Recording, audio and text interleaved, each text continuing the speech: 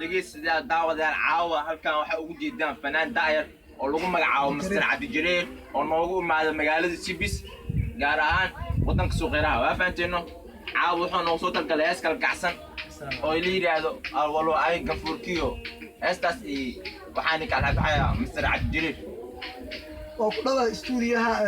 horta koow aniga waxa tirsannahay kooxda Chilchan Band magaceeduna waa sida hore media ugu aragteen fanaanka Cabdi Jireer heestan waxa iska leh nin la yiraahdo Jacfar Amadi ariyadeeda isa sameeyay laxanka waxa sameeyay Cabduul Khaliir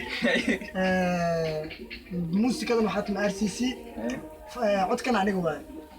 نقول والله واي قنفوركيو قنجها بقى سمنا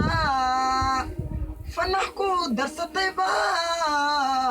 فول حمد درنتي جراسي إيش على فنان